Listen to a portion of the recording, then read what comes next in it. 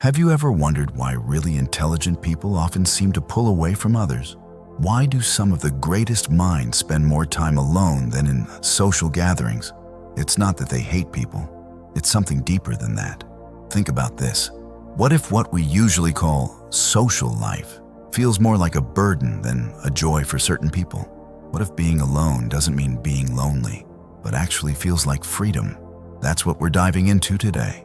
Let's start by talking about a powerful idea from the philosopher Arthur Schopenhauer. He didn't sugarcoat anything. He looked straight at the truth, no matter how uncomfortable it was. And what he said about human nature might just change the way you look at your own need for solitude. This message is for those of you who sometimes feel like you don't fit in.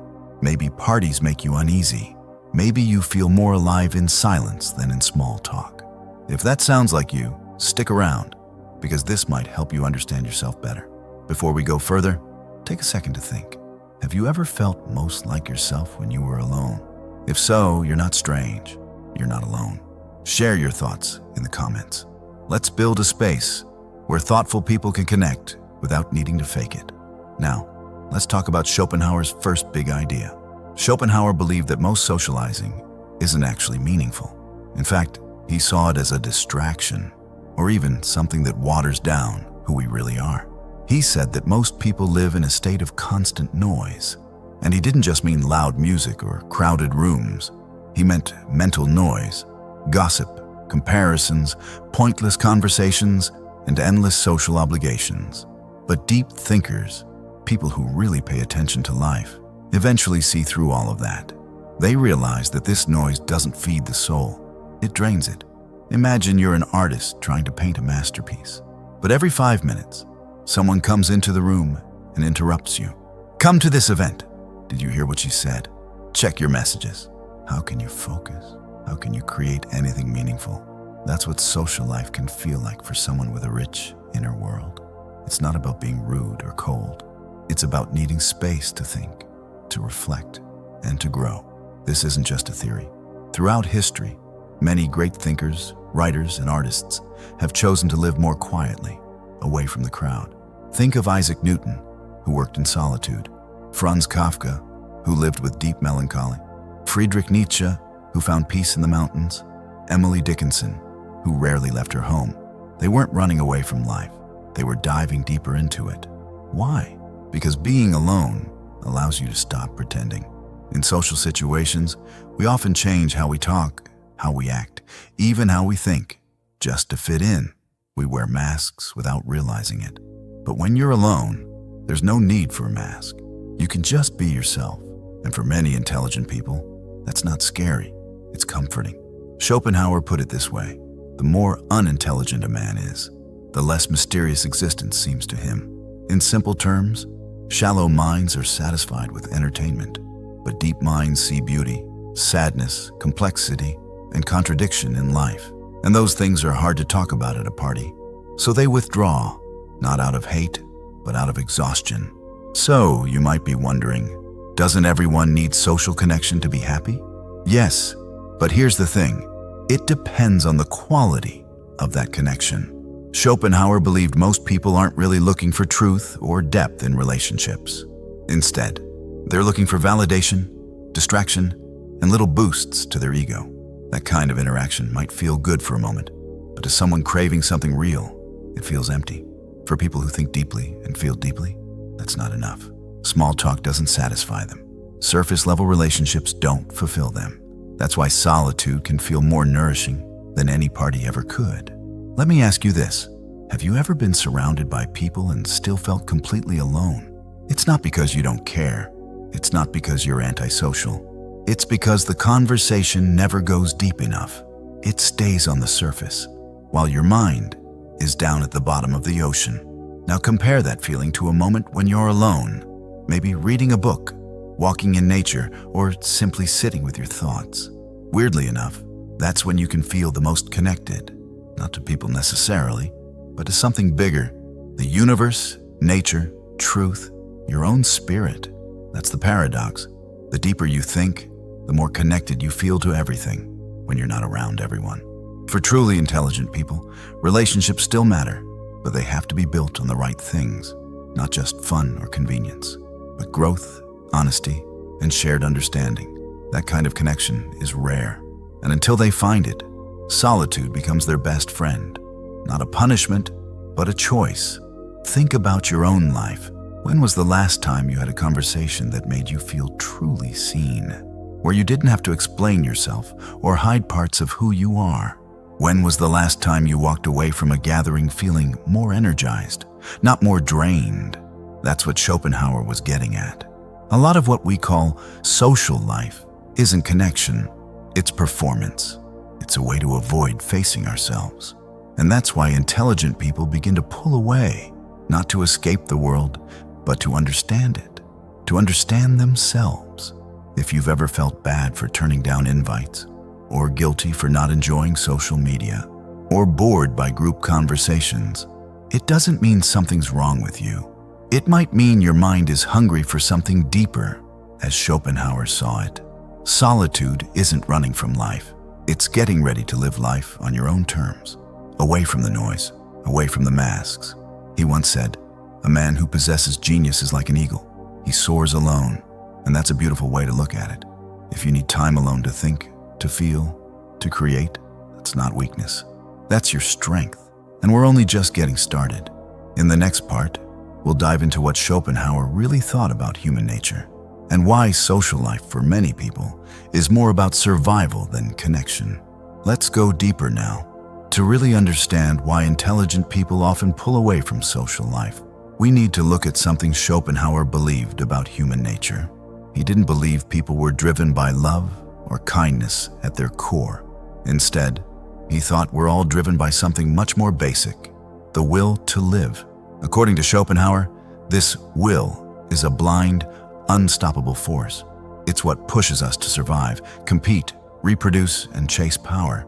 It's not something we think about consciously. It just drives us, like an engine running in the background of everything we do. And this force, this will, doesn't just shape our biology. It also shapes our behavior, our relationships, even our social lives. Think about it this way. For most people, socializing isn't just about fun. It's about survival in a modern world. People form friendships to build alliances. They chase status to be seen as valuable. They attend events to avoid being forgotten. They share, compare, and perform, not always because they enjoy it, but because they feel like they have to. And for the average person, that's fine. It works. But for the deep thinker, the person who sees through the performance, it's exhausting. Schopenhauer saw social life not as a place of true connection, but as a battleground of egos. Everyone subtly fighting for attention, approval, and importance.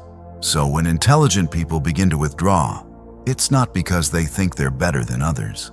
It's because they don't want to play the game. They see how much energy goes into pretending, and they choose not to waste it. Have you ever felt like you're watching a conversation happen around you, but you can't relate? Like everyone else is speaking a language you don't quite understand. You nod, you smile, you try to keep up, but deep down, you feel like you're not really part of it. That's how many intelligent people feel in typical social situations, not out of arrogance, but because they're just wired differently. What excites the crowd doesn't always excite them. What matters to the group might feel completely empty to them. And here's the hard part. The more self-aware you become, the less you can tolerate the fake stuff. The more you understand yourself, the harder it gets to pretend. The less you want to engage in shallow conversations. The more tired you feel after meaningless interactions. Some clever people learn how to blend in. They can fake it just enough to get by. But the truly wise ones, they often stop trying altogether. Not out of anger, not out of pride, but out of self-preservation. Schopenhauer even said, "The more a man has in himself, the less he will want from other people." That means the richer your inner world is, your thoughts, your creativity, your passions, the less you rely on others to feel full. You don't need company to feel complete. In fact, too much of it might drain you. That's why so many intelligent people are drawn to things like philosophy, art, music, and deep reading. These aren't just hobbies. They're lifelines. They help express thoughts and emotions that regular conversations never could. But this kind of lifestyle isn't always understood by others. Friends might ask, "Why don't you come out more?" Family might worry, "Are you okay?" Society might label you as cold, antisocial, or strange. But the truth is, you might actually be more grounded, more alive, and more in tune with yourself when you're alone than most people are when they're surrounded by noise. Schopenhauer himself lived a mostly solitary life. He filled his time with long walks, reading, writing, and reflecting, not because he was bitter, but because he was clear. He saw the world for what it really was, and once you do that, it's hard to unsee it. Let's stop and reflect for a moment. How often do you feel truly seen, not just noticed or talked to, but seen for who you really are? Your thoughts, your feelings, your values. If your answer is not very often, then your need for solitude may not be something to fix. It may be something to honor. This is one of Schopenhauer's most powerful insights. Solitude is not a flaw. It's a sign of depth, a sign that your soul is outgrowing surface-level living. He believed that solitude is where the exceptional person begins to truly live. And he didn't mean exceptional, as in better than others. He meant someone who's deeply independent, self-aware, and spiritually curious. Someone who doesn't need constant validation to feel whole. Here's what Schopenhauer meant. When your mind is full of ideas, creativity, curiosity, you don't need constant company. In fact, too much of it becomes overwhelming. You don't chase conversation just to avoid being alone. You don't scroll endlessly or go to every gathering just to fill time. You're not lonely, you're full. And that fullness doesn't need fixing, but the world doesn't always see it that way. We live in a culture that often confuses solitude with sadness, that tells us being alone means being broken, that pressures us to always be on, always be social, always be connected. So when you choose to pull away, people might worry. They might say, "Why are you so quiet? Why don't you want to hang out more? Are you okay?" But here's the truth. Sometimes solitude is where you're most okay, not because you hate people, not because you're shutting down, but because you're tuning in to your own thoughts, your own rhythm, your own truth. Schopenhauer was honest. Once you start to really wake up, once you start seeing through all the performance, the shallow talk, the ego games, it hurts. You see how much of society runs on illusion. You notice how many people pretend just to feel accepted. You hear conversations that are just noise, filler to avoid silence. You realize how many relationships are built on distraction instead of truth. And that realization, it stings, but it also sets you free. You stop craving what you used to. You stop chasing approval. You stop needing to fit in, because now you know better. You've tasted something deeper, something real. That's the beauty of solitude. It doesn't just give you peace, it gives you power. Not power over others, but power over yourself. Ask yourself honestly, when do you feel most alive? When do you feel most like you? Is it when you're performing for others, trying to impress, keeping up with everyone else? Or is it when you're by yourself, deep in thought, creating, observing, just being? Some people were never meant to live in the spotlight. They were born to explore, to understand, to see beyond the surface. Their gift isn't social charm, it's inner wisdom. And the tragedy is that many of them spend years thinking their need for solitude is something to fix. But what if it's not broken? What if it's your calling? What if your soul needs solitude, like a seed needs soil? Schopenhauer believed that only in solitude can we become who we truly are. Everything else is noise. Everything else is compromise. Schopenhauer believed that most people live in what he called a state of distraction. They chase pleasures. They chase status. They chase busyness, not because they're truly living, but because they're running. Running from what? From stillness, from silence, from themselves. He wrote that the more unintelligent a man is, the less mysterious existence seems to him. It's not an insult. It's a warning. Because the moment you stop distracting yourself, the moment you allow silence to enter, you begin to sense just how mysterious, uncertain, and sometimes painful life really is. And for many people, that's terrifying. That's why crowds feel comforting. That's why noise feels safer than silence. Because when you're surrounded by others, you don't have to face what's inside you. But Schopenhauer argued that the truly awakened person, the person who has dared to look inward, can't go back to sleep. He explained that once you see behind the curtain, once you realize how much of society is built on shallow values and unconscious behavior, it becomes almost impossible to fit in like before. The jokes don't land the same way. The small talk feels forced. The constant need to impress, exhausting. You start noticing how people cling to drama just to feel alive, how they wear masks to hide their insecurities, how they pretend to be fine while falling apart inside. And here's the hardest part. You used to do the same, but something shifted. You began to wake up. You started asking deeper questions. You started searching for meaning. You stopped needing noise. And suddenly, the world that once felt comfortable now feels hollow. Schopenhauer didn't sugarcoat anything. In fact, he believed that suffering is at the root of all human existence, not because life is cruel, but because desire never ends. You want something, you get it. But then you want more, or worse, you want something you can never have. And so, we suffer, constantly, quietly.